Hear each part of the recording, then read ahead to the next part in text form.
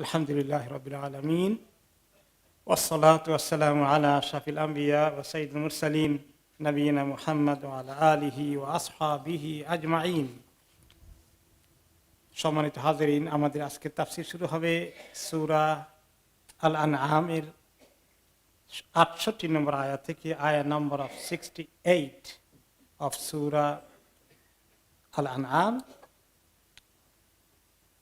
আল্লাহ তাআলা ইরশাদ করছেন, وَإِذَا رَأَيْتَ الَّذِينَ يَخُوضُونَ فِي آيَاتِنَا, তুমি যখন দেখতে পাবে যারা আমার আয়াত সম্পর্কে উল্টা পাল্টা মন্তব্য করে, দিন সম্পর্কে ঠাট্টা বিদ্রূপ মশকারি এবং কুৎসা রটনা করে, فَأَعْرِضْ عَنْهُمْ, তখন তুমি তাদের কাছ থেকে মুখ ফিরিয়ে নাও, তাদের সঙ্গে আর থাকো না, বসো না।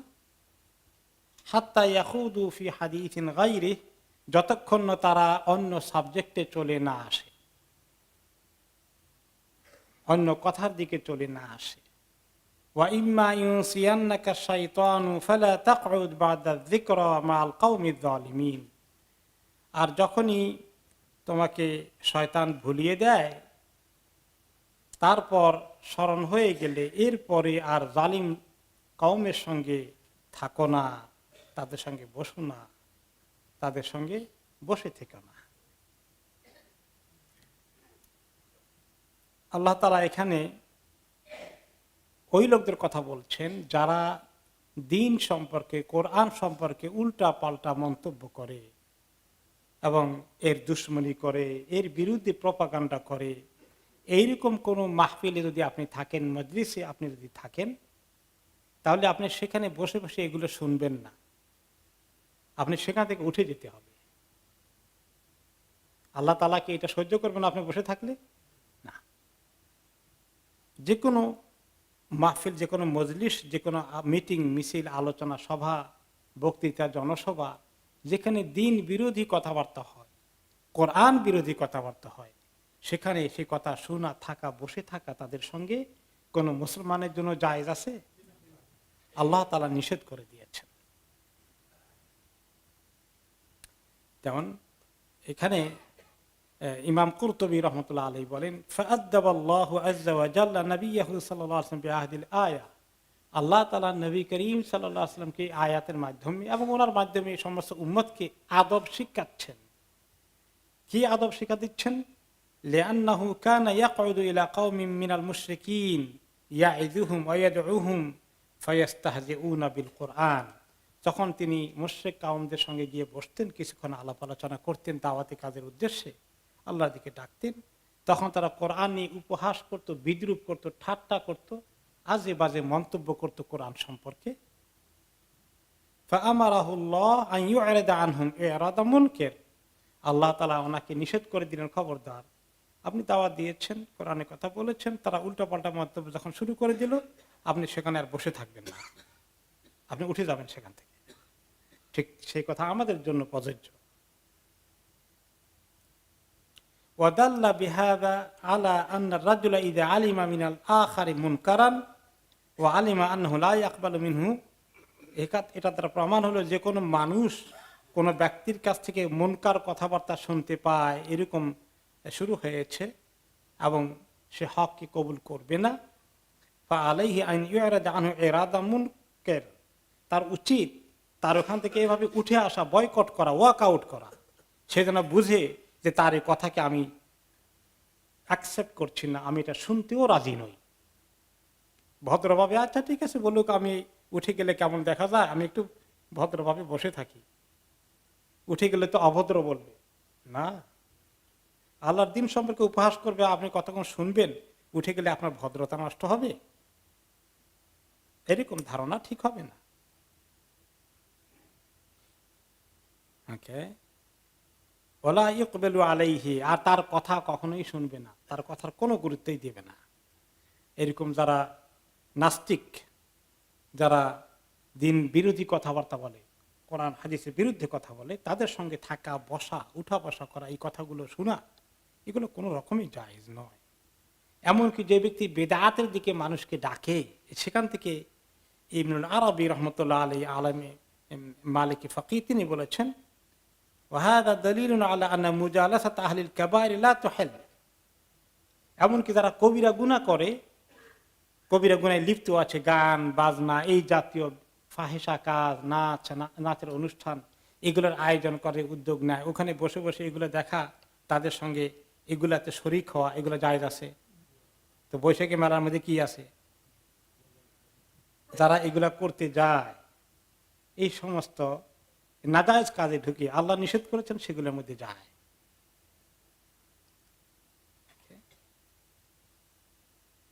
এরপরে অমুজালাসাতুল কুফার ওয়া আহলিল বিদআহ, এই জন্য দিন বিরোধী কথাবার্তা, সে চাই কাফের হোক অথবা মুসলমান কমিউনিটির মধ্যে বিদআতকারী হোক, তাদের কথা এইভাবে শোনা বলা, তাদের সঙ্গে এই মজলিস করা, এটা তার জন্য মোটেই ঠিক না।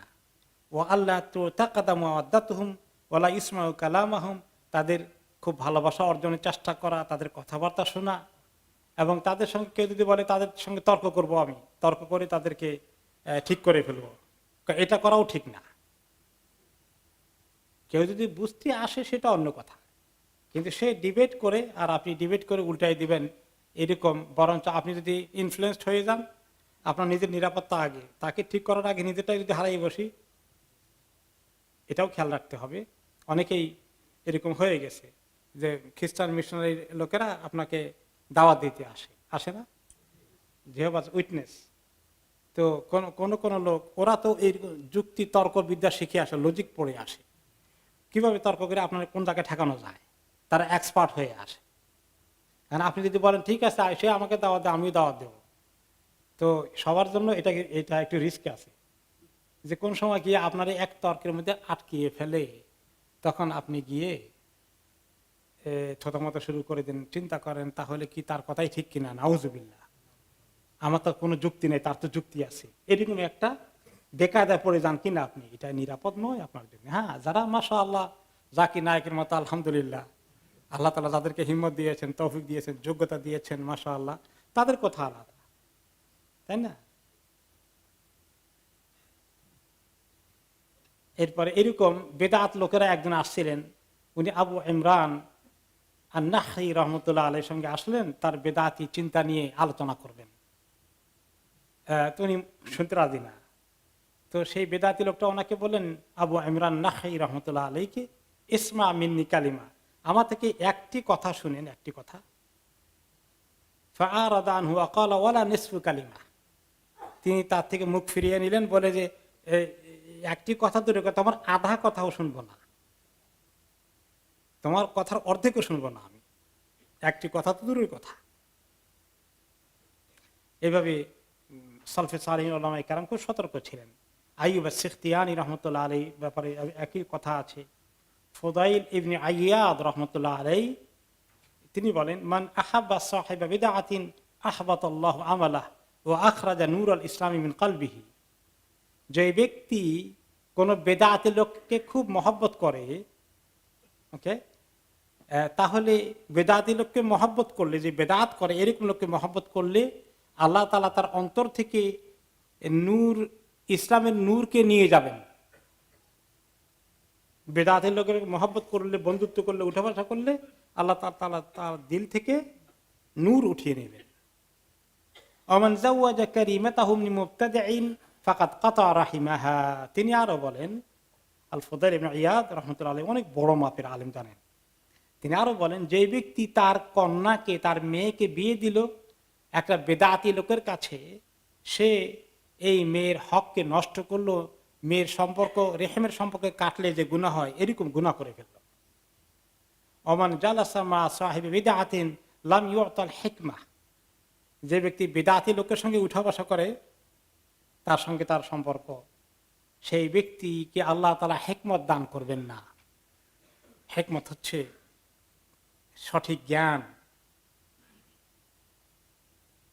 ওয়াইদা আলিম আল্লাহু আযজা ওয়া জাল্লা মিন রাজুলিন আন্নাহু মুবগিদুন লিসাহিবি বিদআতিন রাজাউতু আন ইয়াগফিরা আল্লাহু লাহু, তিনি আরো বলছেন, ফুদাইল ইবনে আইয়াদ রাহমাতুল্লাহ আলাইহি কন্টিনিউ করতেছেন, আল্লাহ তাআলা যদি জানেন যে একটি লোক কোন ব্যক্তিকে বেদাত করার কারণে অপছন্দ করে, আমি আশা করছি আল্লাহ তাআলা তাকে এই চিন্তার কারণে তার গুনাহগুলোকে মাফ করে দেবেন। আয়েশা রাদিয়াল্লাহু তাআলা আনহার কাছ থেকে একটা হাদিস বর্ণিত আছে, মান ওয়াকারা সাহিবা বিদআতিন ফাকাদ আ'আনা আলা হাদমিল ইসলাম, যে ব্যক্তি কোনো বেদাতের লোককে সম্মান করে, তাকে সম্মান দেখায়, সেই ব্যক্তি ইসলামের ইসলামের ভিত্তিকে ভাঙ্গার জন্য সহযোগিতা করল। তাহলে যারা কোরআনের বিরুদ্ধে কথাবার্তা বলা শুরু করে দেয়, এইরকম লোকের মাজলিসে বসে, ওয়াজে বসে, মাহফিলে বসে, তাদের অবস্থা কি বুঝতে পেরেছে? সুস্পষ্টভাবে এমন কিছু কিছু মাহফিলের সন্তান পাওয়া যায় বসে বসে কোরআনের ঠিক উল্টো কথা বলছে। আল্লাহ তাআলা কি বলেছেন? ফর এক্সাম্পল, আপনারা জানেন আলিমুল গায়বি ওয়াশ শাহাদা, বলতেছে গায়েবের মালিক তো আল্লাহ তাআলা। কি বলছে? আল্লাহ নবীও গায়েব জানেন। চেয়ার সাজায় রেখে দিচ্ছে, এখানে মিলাদ মাহফিল হবে, আল্লাহ নবী এসে এখানে বসবেন, তার রূহ এসে বসবেন। এই সমস্ত কথা যেগুলো বলে, ওখানে যারা থাকে তাদের নিজেদের ঈমানটাই আর গায়েব হয়ে যাওয়ার অবস্থা। তো এই আয়াতের তাফসিরে এতগুলো কথা ইমাম আল কুরতুবী রাহমাতুল্লাহ আলাইহি তার তাফসিরে কুরতুবীতে উল্লেখ করেছেন। এগুলো আমাদের কারো মন গড়া কোনো কথা বলছি না। কোন ইমামের তাফসির পড়ছি আমরা এখন? ইমাম কুরতুবী রাহমাতুল্লাহ আলাইহি, ঐতিহাসিক ভাবে প্রসিদ্ধ ইমাম ইবনে কাসিরের থেকে আরো সিনিয়র ছিলেন ইমাম কুরতুবী, তার আগে আন্দালুসিয়া এসেছিলেন। তো ওনাদের এই তাফসির থেকে আমরা পেশ করলাম। এখন এরপর আল্লাহ তাআলা বলছেন, তুমি খেয়াল করো নাই তো তাদের বৈঠকে বসে গিয়েছিলা, তোমার মনে ছিল না?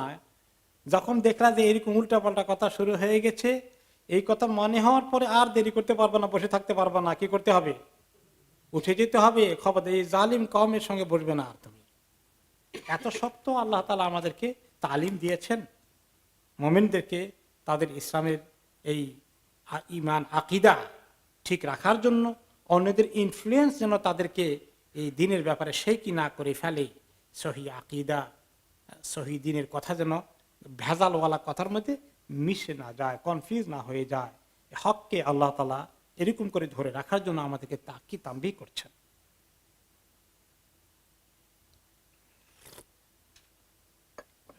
وما على الذين يتقون من حسابهم من شيء ولكن ذكرى لعلهم يتقون।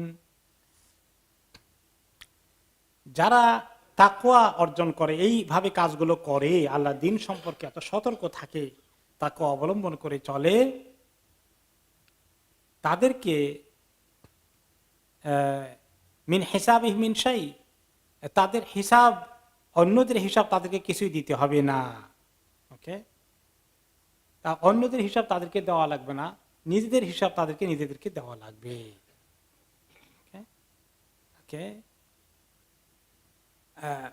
এখন এই আয়াত নাজিল হওয়ার পরে ইবনে আব্বাস রাদিয়াল্লাহু আনহুমা বলেন, যখন আগের আয়াতে বলা হয়েছে এরকম কথাবার্তা বললে তোমরা তাদের থেকে সরে আসো, ওদের সঙ্গে কথা বলো না, এঙ্গেজ করো না। এখন এই আয়াত নাজিল হওয়ার পরে ইবনে আব্বাস রাদিয়াল্লাহু আনহু বলেন যে অনেক মুসলমানরাই বললেন, লা ইমকিনুনা দুখুলাল মসজিদ ওয়া তাওয়াফ, এখন তো মনে হচ্ছে মসজিদে হারামে আর ঢুকতেও পারবো না, তাওয়াফও করতে পারবো না। কারণ কি, তখন এই নিষেধাজ্ঞা সৃষ্টি হওয়ার আগে ফতে মক্কার পরেও বেশ কিছুদিন এই মসজিদে হারামের মধ্যে তাওয়াফ করতে আসতো, মুসলমানরাও আসতো, অমুসলিমরাও আসতো, মুশরিকরাও আসতো। তারা এসে গল্প গুজব কথাবার্তা বলতো এবং ওনাদের সামনে তারা এই উল্টাপাল্টা তাওয়াফ করতো। এখন আল্লাহ তো বলছেন যে ওদের সঙ্গে বসো না, থেকো না। এই আয়াত নাজিল হওয়ার পরে অনেক মুসলমান কনসার্ন হয়ে গেলেন, এখন কি করা যায়, কিভাবে তাওয়াফ করব মসজিদে হারামে গিয়ে। তখন আল্লাহ তাআলা বললেন যে দেখো, তোমরা যতক্ষণ চেষ্টা করো সতর্কতার সাথে চলতে থাকতে, তোমরা তোমাদের কাজ করছো, তারা তাদের কাজ করছে, এতে করে তোমাদের কোনো কিছু তারা উল্টাপাল্টা করে ফেললে এটা তোমাদেরকে এফেক্ট করবে না। তখনও নিষেধাজ্ঞা হয় নাই, তখন অ্যালাউড ছিল। কিন্তু পরবর্তী পর্যায়ে আল্লাহ তাআলা আয়াত নাযিল করে দিয়েছেন সূরা তাওবার শুরুতে যে এরপরে কাফেরদের জন্য মসজিদে হারাম শুধু নয়, হারামের যত এরিয়া দূর থেকে আছে, মক্কা শহরের আগে যে বাউন্ডারি দেওয়া আছে, এর ভিতরে তারা ঢুকা নিষেধ করে দেওয়া হলো। এখন আর কোনো অমুসলিম ঢুকতে পারে না। ওয়ালাকিন যিকরা লাআল্লাহুম ইয়াত্তাকুন, যে হ্যাঁ, কোনো কোনো সময় তোমরা তাদের কাছে গিয়ে এগুলো স্মরণ করিয়ে দেবে। তার অর্থে এই নয় যে দাওয়াতি কাজ বন্ধ করে দিবে তাহলে ওদের ওখানে না গেলে দাওয়াতি কাজ করবে কেমনি? তো ওলাকিন যিকরা, তাদেরকে স্মরণ করিয়ে দেওয়ার জন্য, দিনের দাওয়াত দেওয়ার জন্য যাও। দাওয়াত দেওয়ার পরে যদি তারা কবুল করে আর একটু পজিটিভলি জানতে চায়, তাহলে বসো, কিছুক্ষণ ডায়ালগ করো, আলোচনা করো, কথাবার্তা বলো। আর যখন তারা উল্টো ছুটে, তখন তোমরা কি করতে হবে? ওই আগের আয়াত অনুযায়ী চলে আসতে হবে। আর যখন দেখা যায় যে না, তারা এত মারাত্মক ভাবে কিছু করছে না, বরঞ্চ কিছু জানতে চায়, প্রশ্ন করছে, হয়তো বুঝের অভাব, বুঝতে পারছে না, বুঝার জন্য জিজ্ঞেস করছে, সেটার জন্য ঠিক আছে, যিকরা, নো প্রবলেম, তাদেরকে স্মরণ করিয়ে দাও, মনে করিয়ে দাও। তাহলে লাআল্লাহুম ইয়াত্তাকুন, আশা করা যায় কারো কারো তাদের মধ্যে তাকওয়া সৃষ্টি হতে পারে। তাহলে কেউ যেন ভুল না বুঝে যে না, ওদের সঙ্গে কোনো রকম মিশা যাবে না, কোনো কথাই বলা যাবে না, কোনো দাওয়াতি কাজ করা যাবে না, ডায়ালগ করা যাবে না, এইটা যেন না বুঝে একটা ব্যালেন্স করে দিলেন আল্লাহ তাআলা।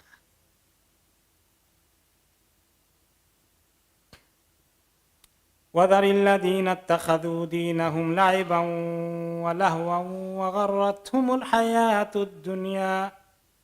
এরপরে আল্লাহ তাআলা আবার বলছেন, আর ওদেরকে ছেড়ে দেন যারা তাদের দ্বীনকে গ্রহণ করেছে আনন্দ ফুর্তি হাসি তামাশার জিনিস হিসাবে, আর দুনিয়ার জীবন তাদেরকে ধোকায় ফেলে দিয়েছে। ওয়াযাক্কির বিহি আন তুবসালা নাফসুম বিমা কাসাবাত, আর তাদেরকে স্মরণ করিয়ে দেন, যে তাদেরকে মনে করিয়ে দেন যে প্রত্যেকটি নফসকে বন্ধক দিয়ে রাখা হয়েছে, যা সে কামাই করেছে, এই বন্ধক দিয়ে সে বন্ধককে মুক্তি করতে পারবে কিনা নেক আমল দিয়ে কিয়ামতের দিন, না এই মর্গেজ দিয়ে তাকে জাহান্নামে যেতে হবে, এই কথাটা মনে করে দেন। লাইসা লাহা মিন দুনিল্লাহি ওয়ালিয়্যুন ওয়ালা শাফিয়্যা, তাদের জন্য যারা নেক আমল করে আসবে না, তাদের নাফসের কোনো মুক্তি হবে না, এবং মুক্তি পাওয়ার জন্য তাদের কোনো অভিভাবক থাকবে না, গার্ডিয়ান থাকবে না, মুরব্বী থাকবে না হেল্প করতে, কোনো সুপারিশকারীও থাকবে না।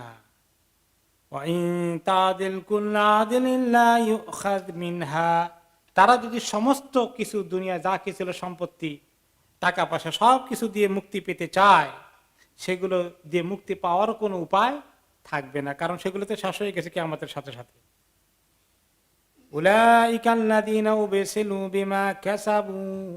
এই লোকগুলো বন্ধক দিয়ে রেখেছে যা তারা কামাই করেছে, তাদের আমলের দ্বারাই তারা বন্ধক আছে। লাহুম শারাবুম মিন হামিমিন ওয়া আযাবুন আলীমুম বিমা কানু ইয়াকফুরুন, তাদের জন্য শরাব রয়েছে, হামিম, জাহান্নামের আগুনে গরম করা পানি তাদের জন্য শরাব। জাহান্নামে যখন আগুনে জ্বলবে, পিপাসা কি লাগবে না লাগবে না? লাগবে। তখন পিপাসার জন্য পানি পানি করে চিৎকার করবে তারা, তখন পানি দেওয়া হবে, পানি খাও। সেই পানিটা যে কোন পানি দেওয়া হবে? যেটা জাহান্নামের আগুনে গরম করা হয়েছে, দুনিয়ার আগুনে গরম করা হয়নি। এমন আগুনের পানি যখন মুখের কাছে নেবে, পানির বাষ্পের কারণেই ঠোঁট টোট সব পড়ে যাবে। এই পানি কি আর খেতে চাইবে? তারা পানি আর খেতে চাইবে না। ফেরেশতা তখন জোর করে তাদেরকে পানি খাওয়াবে, ভিতর থেকে সব জ্বলে পড়ে পেছনের রাস্তা দিয়ে সব ফরফর করে বের হয়ে যাবে, আবার নতুন করে সৃষ্টি হবে। এইভাবে দিন সম্পর্কে যারা উপহাস করে, দিনের দুশ্মনী করে, দিন যারা পছন্দ করে না, ইসলামের দুশ্মনী যারা করে, তাদের জন্য এই সমস্ত কথা। কত কবি, সাহিত্যিক, শিল্পী, সাংবাদিক, কলামিস্ট, বুদ্ধিজীবী কলম দিয়ে কি করে? দিনের বিরুদ্ধে লেখে রাত দিন। আহা, সুবহানাল্লাহ, কি ফুর্তি, কি মজা। আল্লাহকে চ্যালেঞ্জ করে দুনিয়া থেকে চলে গেছে। এরকম বহুত চ্যালেঞ্জ করা ছিল, আল্লাহকে চ্যালেঞ্জ করেছে। তো আল্লাহ তাআলা তাদের জন্য কি রেডি করে রেখেছেন এখন তারা বুঝছে কবরে গিয়ে। কিন্তু যারা এখনো তাদের উত্তরসূরি দুনিয়াতে আছে, তারা কি শিক্ষা নিয়েছে? এই যে প্রথম লাইনে যেটা বলা হয়েছে, যারা তোমাদের দিনকে, তাদের দিনকে যারা হাসি তামাশা আনন্দ ফুর্তি হিসাবে গ্রহণ করে, তাদেরকে ছেড়ে দাও, তাদেরকে বর্জন করো, তাদের সঙ্গে চলো না। তো এখানে এর অর্থ কি? ইস্তেজাউন বিদ্দিন, যে দিনকে নিয়ে যারা তামাশা করে, এটার একটা তাফসীর আছে। যেমন একটি আয়াতে আছে যে আল্লাহ তাআলার আরশ কিয়ামতের দিন কয়জন ফেরেশতা ক্যারি করবেন? 8 জন ফেরেশতা। সামানিয়া। এটা শোনার পরে আবু জাহাল আবু লাহাবরা মস্কারি করে। তারা বলে যে এই 8 জন ফেরেশতা তারা আরশ কাঁধে রাখতে পারে, তাদের সাইজ কি হবে, এগুলো বলে আর হা হা করে হাসি হাসি তামাশা করে যে কি রকম উল্টা পাল্টা কথা শুনছো নাকি। তো এরকম করে তারা অনেক রকম উপহাস করেছে। তো এগুলো এরকম উপহাস যদি দিনকে নিয়ে কখনো করে তাহলে এগুলো করা ঠিক নয়, এগুলো শোনা ঠিক নয়, এইরকম কোনো মস্কারি করা ঠিক না। যেমন দিনের কোনো জিনিস নিয়ে উপহাস করলো, কি দাড়ি, দেখছো ছাগল্লা দাড়ি, দাড়ি একটা পবিত্র সুন্নত জিনিস, এরকম করে উপহাস করা, উল্টো পাল্টা মন্তব্য করা, এগুলা কি আল্লাহ তাআলা অপছন্দ করেন? এরকম কথা যারা বলে সেগুলো শোনা আর তারা একটু যোগ করে আর আমি খুব হাসলাম, অ্যালাউড আছে? না। এটা একটা তাফসীর। আরেকটা তাফসীর এসেছে, ইমাম কুরতুবী রাহমাতুল্লাহ বলছেন আল মুরাদু বিদ্দিন হুনা আল ঈদ, যে না এখানে এই দিন বলতে ঈদ বোঝানো হয়েছে, ঈদের উৎসব। দুনিয়ার অন্য মানুষদের যে ঈদের আনন্দের উৎসব আছে, তাদের যে বিভিন্ন রকমের তাদের ধর্মীয় বিশেষ, আমাদের ঈদের মতো তাদের যে খ্রিস্টানদের বড়দিন আছে, হিন্দুদের বিভিন্ন পূজা আছে, এই সমস্ত যে তাদের ঈদের দিনগুলো আছে, তাদের দিনকে তারা কিভাবে পালন করে, তাদের উৎসবগুলোকে। ইন্নাল্লাহ তাআলা জাআলা লিকুল্লি কওমিন ঈদান ইউআযযিমুনাহু ওয়া ইউসাল্লুনা ফি লিল্লাহি তাআলা ওয়া কুল্লু কওমিন ইত্তাখাযু ঈদাহুম লাইবান ওয়া লাহওয়া ইল্লা উম্মাতা মুহাম্মাদিন সাল্লাল্লাহু আলাইহি ওয়াসাল্লাম। তো মেজরিটি কওম পৃথিবীতে তাদের ঈদ বলতে, তাদের ফেস্টিভ্যাল বলতে, তাদের বাৎসরিক ধর্মীয় বড় অনুষ্ঠান বলতে সেখানে জমায়েত হয়ে কি করে? তারা ইবাদত বেশি করে না তামসা বেশি করে? তামসা, মেলা বসছে, গান ফুর্তি এগুলা করছে। খ্রিস্টানদের ক্রিসমাসে কি হয়? ইবাদত কদ্দুর করে আর আমোদ ফুর্তি কদ্দুর করে বলেন? ঠিক তেমনি হিন্দুদের পূজার ওখানে সামান্য পূজা কদ্দুর হয়, বাকিটা কি? এই তামসা, আর তামসাটাই আসল। এখন মুসলমানদের ঈদ কেউ যেন মুসলমানরা এরকম তামসার বিষয় না বানায়। আমাদের ঈদকে আমরা কিভাবে আদায় করি? ফাসাল্লি লিরাব্বিকা ওয়ানহার, ঈদের কোরবানি, ঈদের দিনে কি করি আমরা? আল্লাহর নামাজ পড়ি আর কোরবানি করি। নামাজ পড়ো আর কোরবানি করো।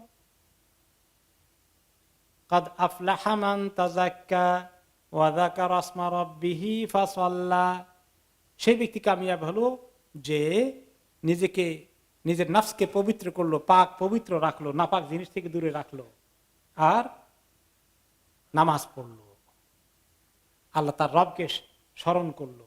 আমরা ঈদ উপলক্ষে আল্লাহকে স্মরণ করি বেশি করে, কি দিয়ে স্মরণ করি বেশি করে? নামাজ আর কি?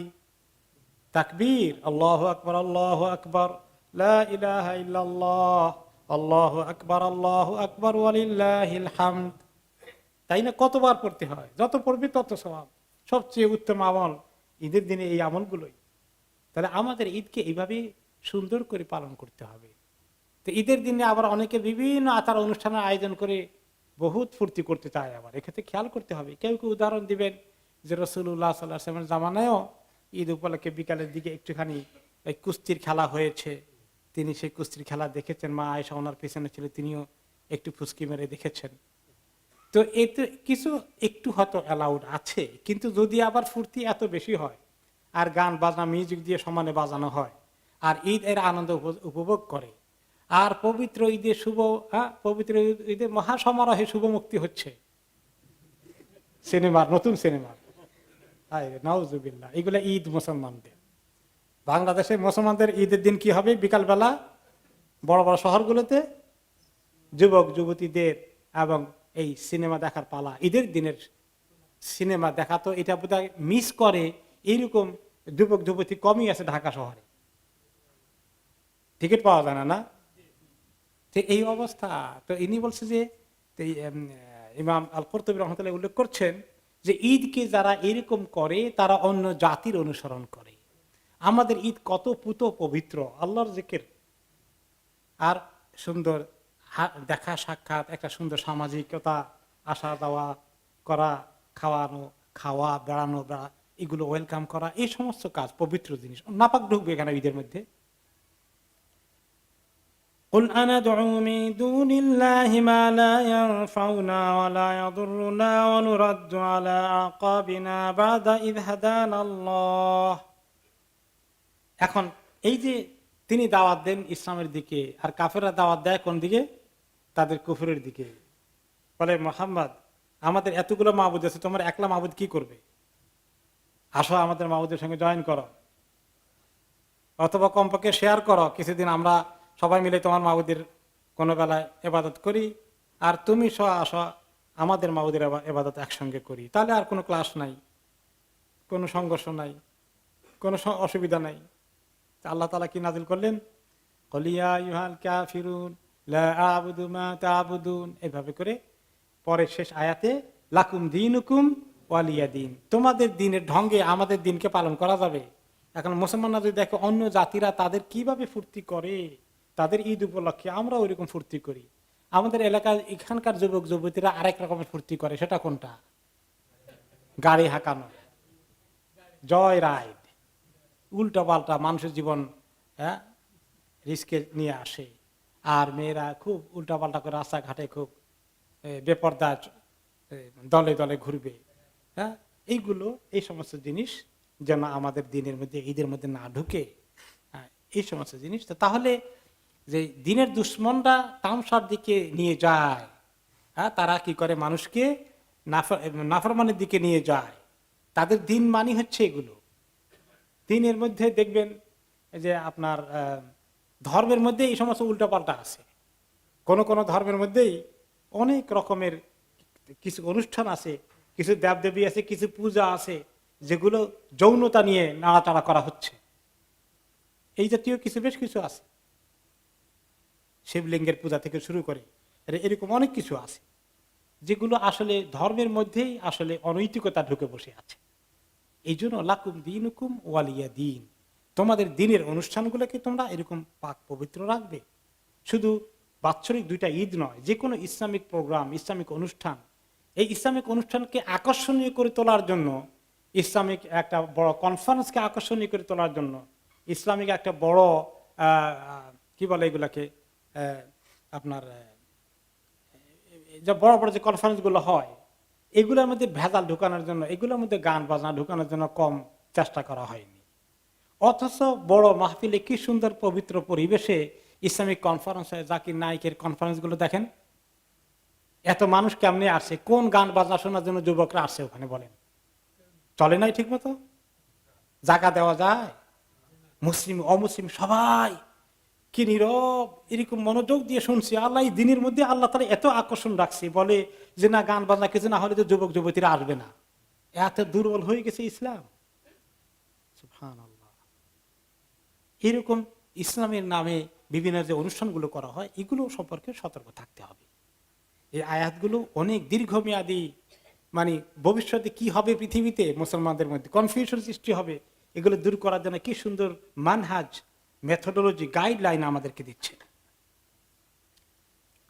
তো আল্লাহ তাআলা বলেন যে আপনাকে যে তারা তাদের দিনের, তাদের সংস্কৃতির, তাদের কালচারের, তাদের অনুষ্ঠানের মতো করে আপনার অনুষ্ঠানকে করতে বলে, তারা তো এইগুলার মাধ্যমে তাদের যে শয়তানি ধর্ম আছে, তাদের মাবুদ আছে, সেগুলাকে ডাকে।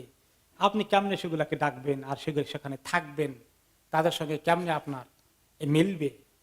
কুল আনাদউ মিন দুনিল্লাহি মা লা ইয়ানফাউনা ওয়া লা ইয়াদুররুনা, আপনি বলে দেন, আমি কি ডাকবো আল্লাহ ছাড়া এমন কিছু মাবুদ যেগুলো আমার কোনো কল্যাণও করতে পারবে না, কোনো ক্ষতিও করতে পারবে না।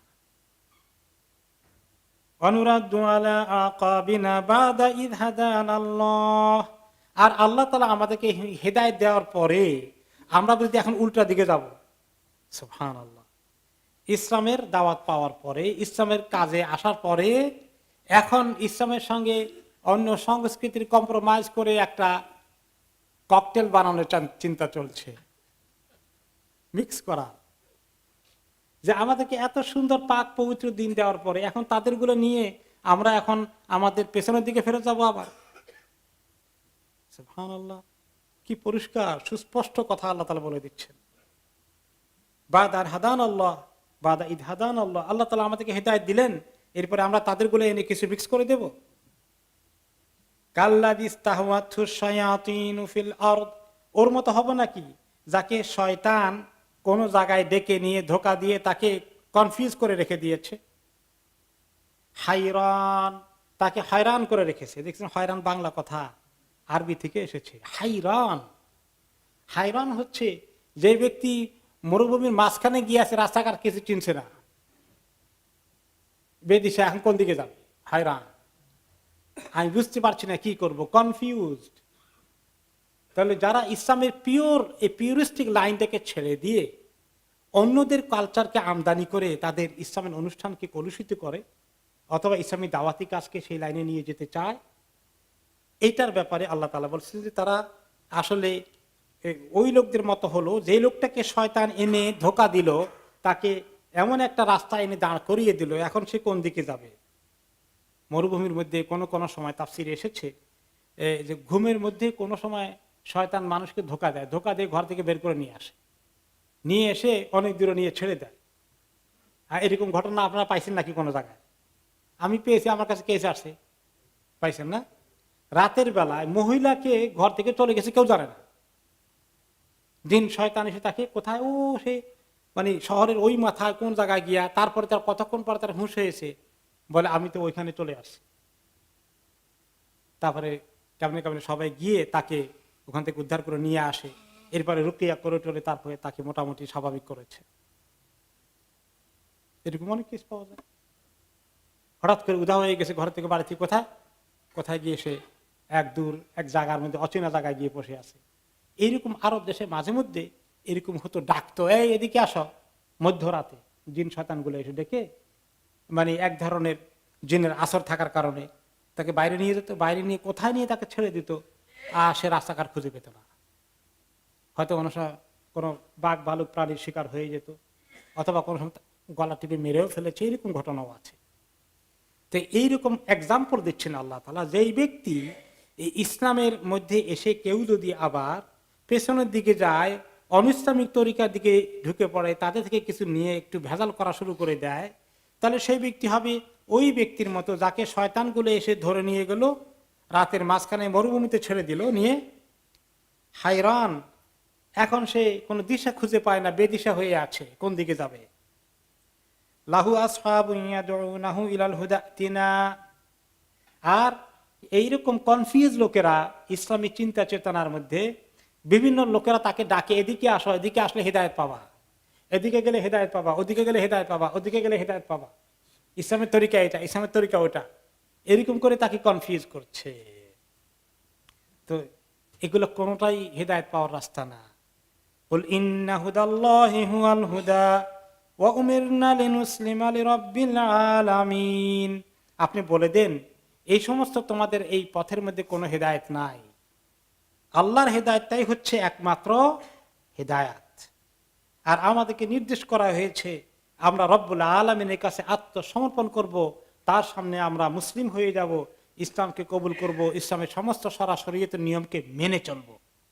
এটাই হচ্ছে হেদায়েতের একমাত্র উপায়, আর কোন তরিকা হেদায়েত পাওয়া যাবে না।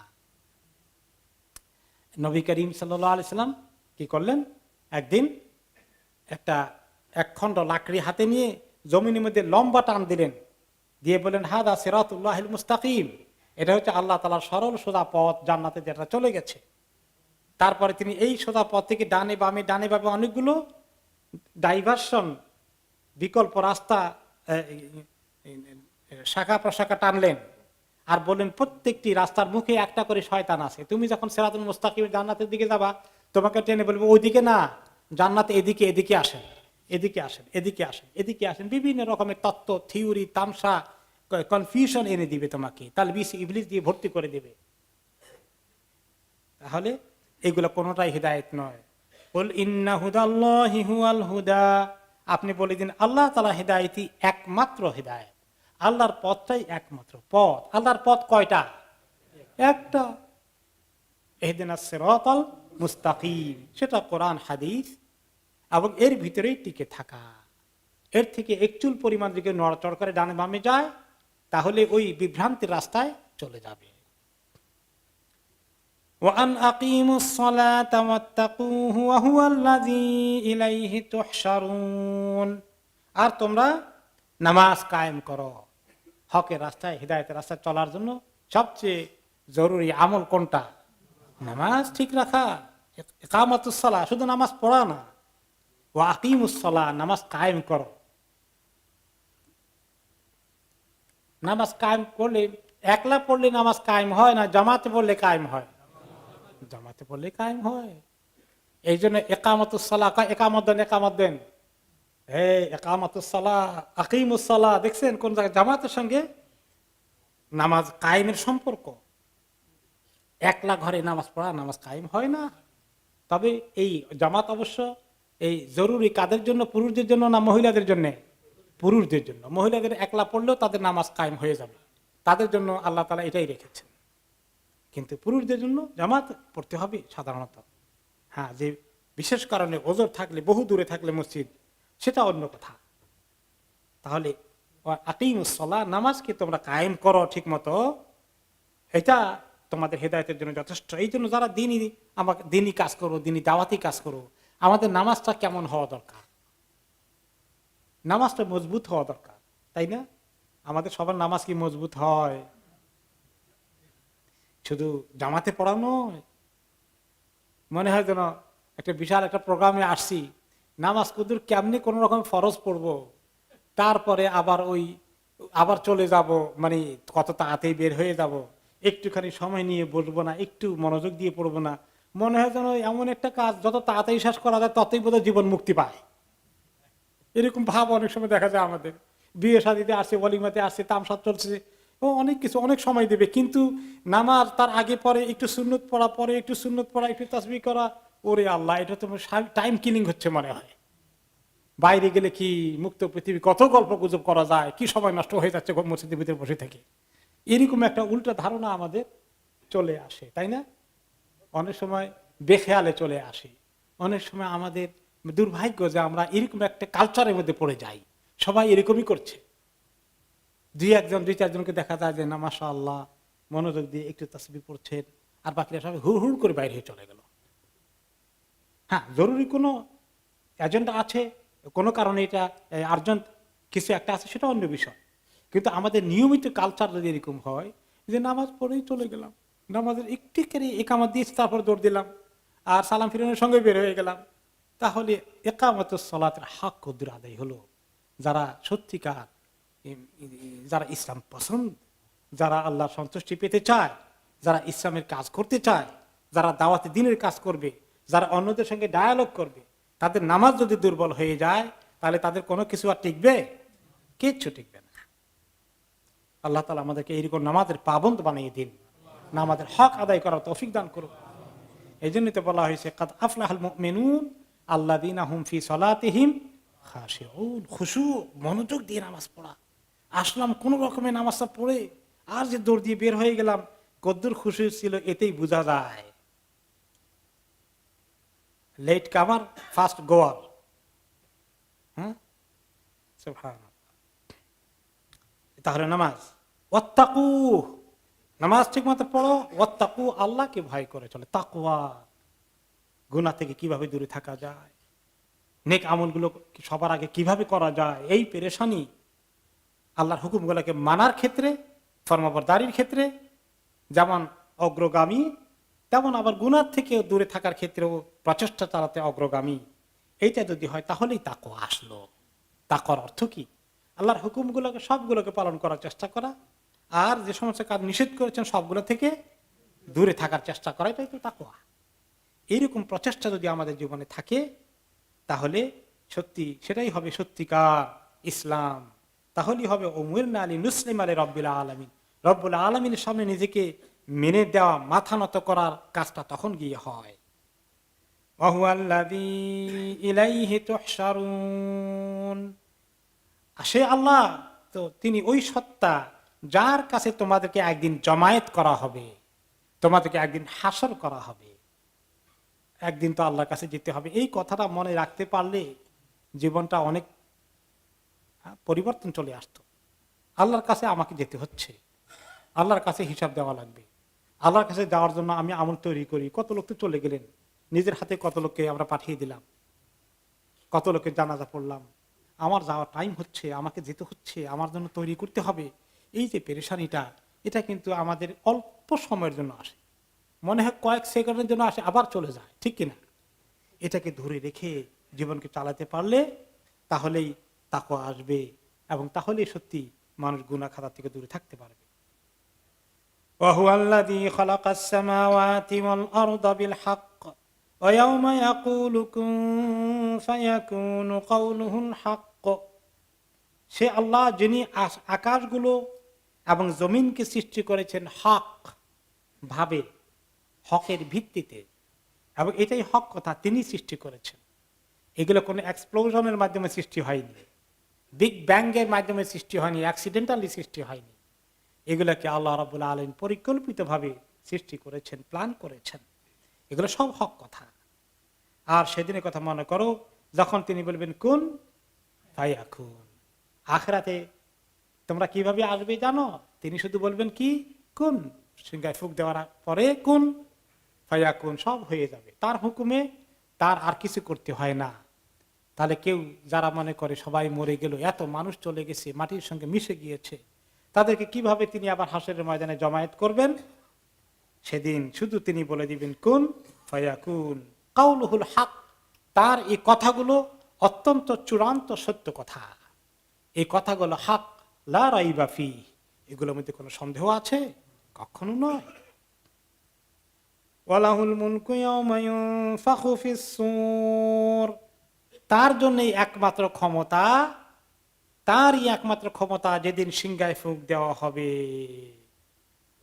ইয়া আল্লাহ, তার ক্ষমতা। নমরুদের কি ক্ষমতা ছিল?